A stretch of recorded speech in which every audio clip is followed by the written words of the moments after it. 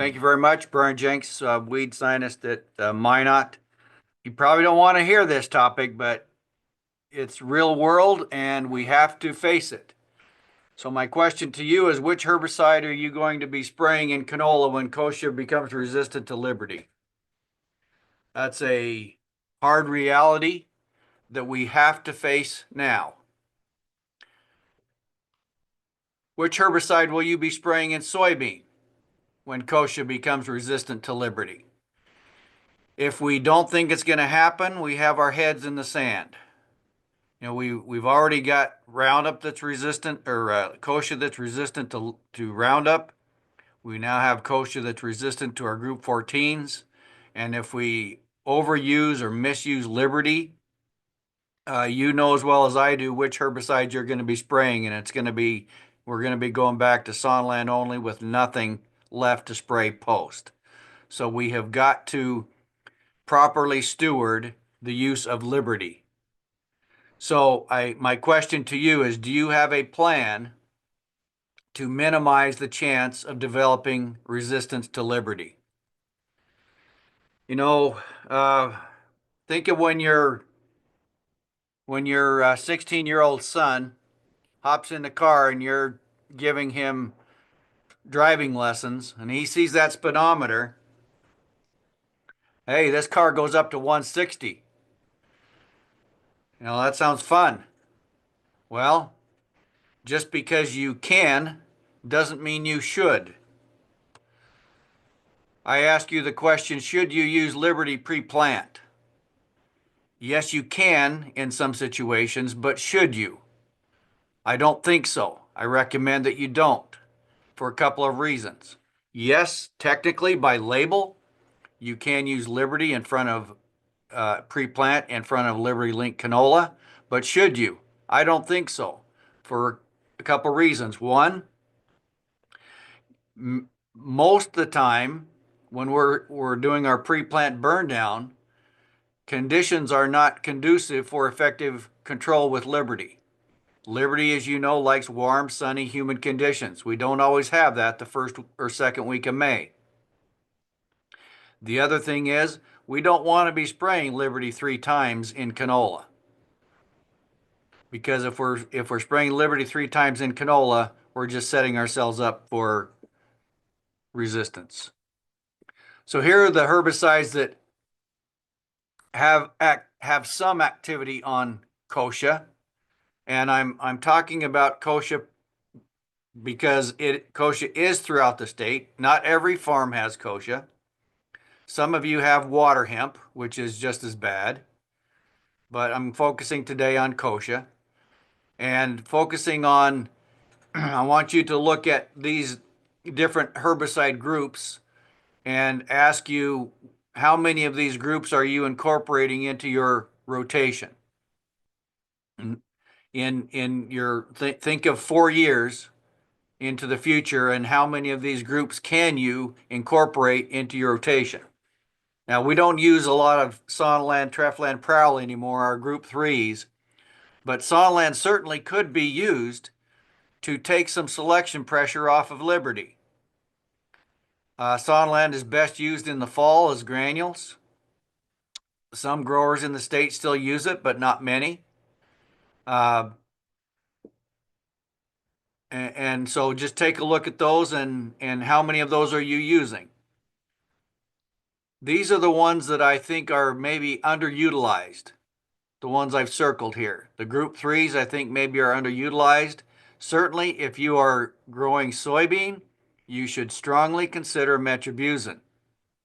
Metribuzin is very good on kochia, and it is a different mode of action.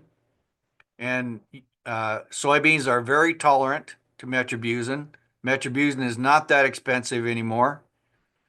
Another one to consider is Zidua or Anthem Flex. Now that one's not cheap, but it will provide some kochia suppression. Then also gramoxone in a burn down. We know Roundup doesn't work for us much. Some growers can't use aim and sharpen anymore. Gramoxone in some cases may be the only option. So consider all of those different groups and which ones you can incorporate in the future. Okay, looking at different crop rotations. Probably a worst case scenario is canola wheat, because probably there you're using Liberty and then a wheat product, Liberty and a wheat product, Liberty and a wheat product. That's probably our worst case scenario for developing resistance to Liberty.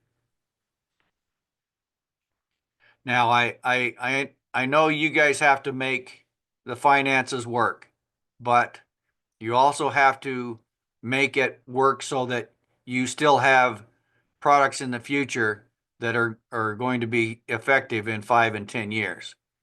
Soybean canola wheat. This can be a good rotation, but if you're solely relying on Liberty in soybean and canola, then we're missing the mark. We're setting ourselves up for resistance. Can you get corn in the rotation potentially? Not everybody is set up for corn. I understand that, but having corn in the rotation provides a lot of opportunities to use other modes of action and get another crop in the system.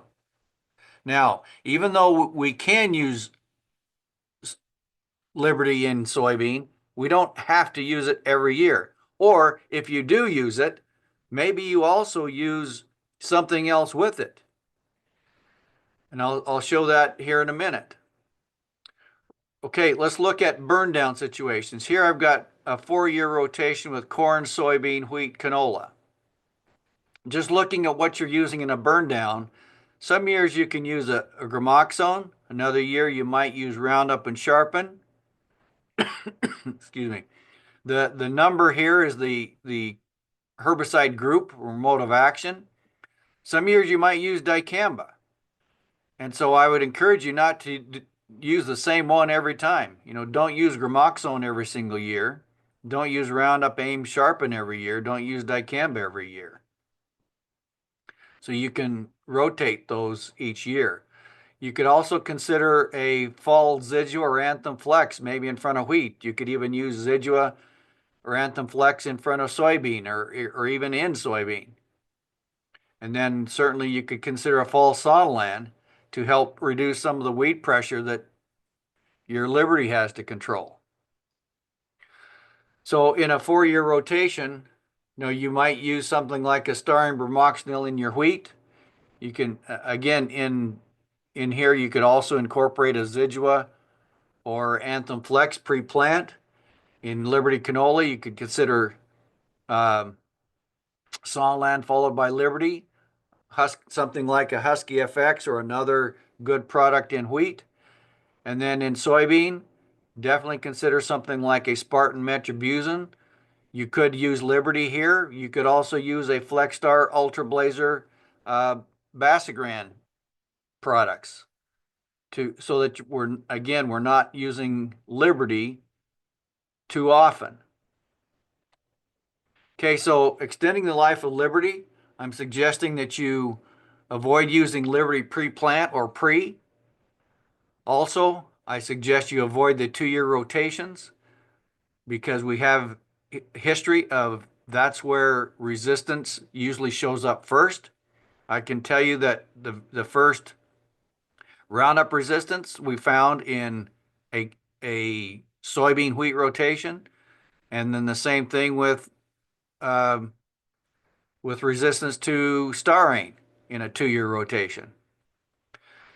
I would suggest you use Liberty no more than once every 3 years, preferably 4.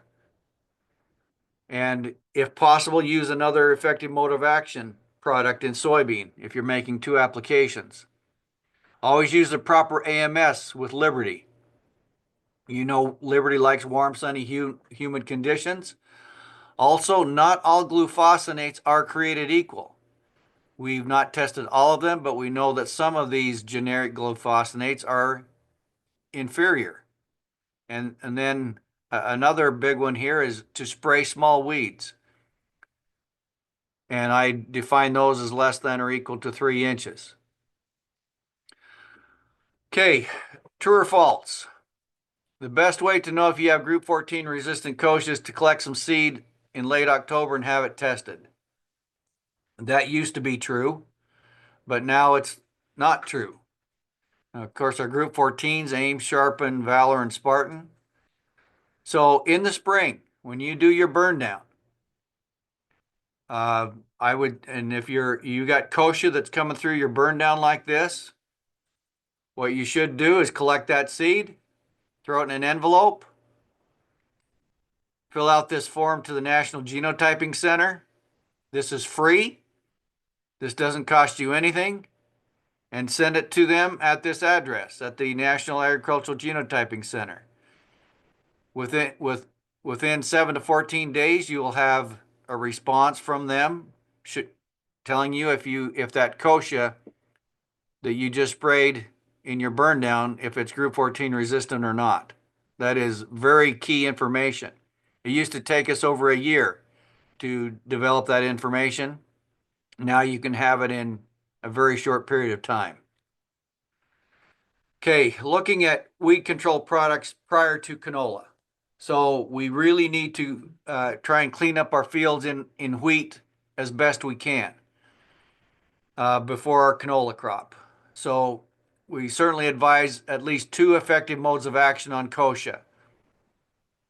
We have seen that some kochia has developed a little bit of tolerance to starane, and so we recommend that you always use another product with starane, such as bromoxynil, or and something like Husky FX, a Talinor plus starane, a Tolvera maybe plus starane, and I'll be talking more about Tolvera here in a second, but you've probably already heard of it.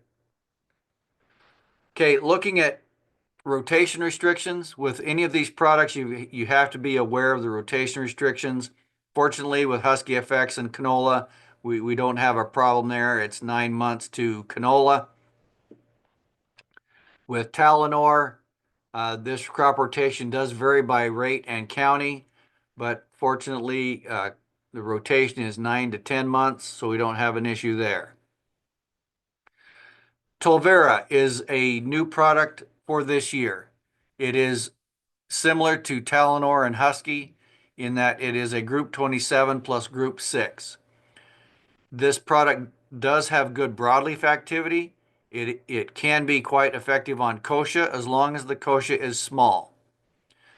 The benefit of this product is that it not only controls broadleaf weeds, but it will control green and yellow foxtail that is Group 1 and Group 2 resistant. So if you have foxtail that's resistant to Puma, Axial, Discover, Everest, Varro, Gold Sky, this product will control those resistant foxtail.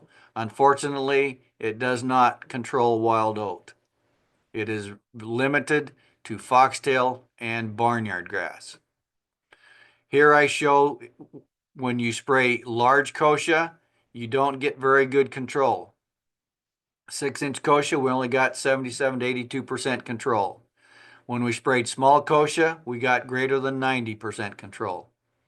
Same thing with green foxtail, where we sprayed small foxtail, 80% control, but where we sprayed larger foxtail, 80%, where we sprayed smaller foxtail, we got above 90% control.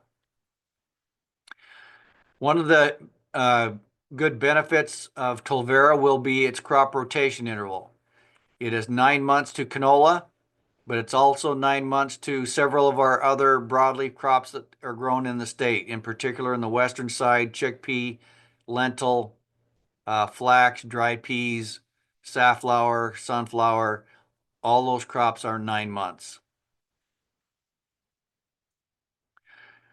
Other tough weeds that we have to take into consideration across the state, marsh elder.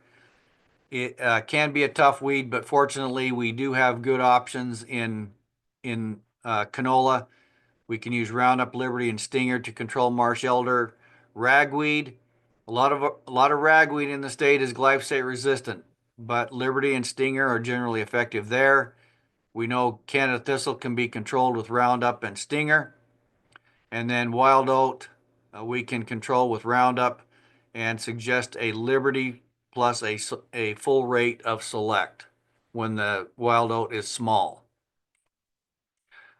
Just a note on crop rotation following wide match, perfect match, and stinger. The new stinger label, which I'll talk about in a second, is slightly different, but generally following wide match and perfect match, 10.5 months to these crops. And if you're growing peas, you also have a moisture requirement, 5.5 months during the 5.5 inches during the months of June through August, and then 7 inches from application to planting of the next crop. Now you'll see a slight difference here. Here's wide match on the left, Stinger HL, high load Stinger. Notice up here the difference in rotation interval recommendation says soils greater than 2% organic matter and rainfall more than 15 inches during the 12 months following application. And then over here, soils less than 2% organic matter and rainfall less than 15 inches. And then, so some of these are with these restrictions, some are 10.5 months, some are 18 months, depending on rainfall and soil organic matter. So part of the reason for this organic matter issue is that moisture is what is needed for microbial activity during the months of June, July, and August. The microbes which break down these herbicides are most active in the summer when the temperatures are warm and when the soils have sufficient moisture. So it's the microbes that are breaking them down during these summer months. If you're extremely dry during those summer months, then the microbial activity is not sufficient to break down these herbicides, and then you might have carryover of these herbicides. For example, something like Everest. If you're spraying Everest, the rotation restrictions are 11 months to these crops. To canola, it's 9 months. But to these crops down here is 11. So that's right on the borderline. If you're using Everest and you have dry conditions during June, July, August, September, then this could carry over, and you may want to consider not planting the next year to these crops if we are in drought conditions. I mentioned the new Stinger HL. This is a high load. It is a 5 pound per gallon. The old Stinger was a 3 pound. The Curtail and Curtail M are being phased out. So if you're used to using Curtail M in flax, you'll now be using the Stinger HL. There's a 24C for flax in North Dakota. And so you would have to tank mix your own MCP with that Stinger HL in flax. Okay, controlling canola volunteers. Again, we continue to update the weed guide on page 113. So if you're looking to control volunteers in various crops with different herbicides, look on page 113 in the weed guide. Then also always remember less than 4-leaf canola is easier to control than bolting canola. We can see very different results when we're trying to control bolting canola versus smaller canola. In wheat, we've got many products. In soybeans, we've got a number of products to control volunteer canola, Valor, Metribuzin, Roundup Liberty, depending on what type of canola you're growing. Flexstar is excellent. Raptor or Beyond is excellent at 2 ounces. Spartan products do not control volunteer canola.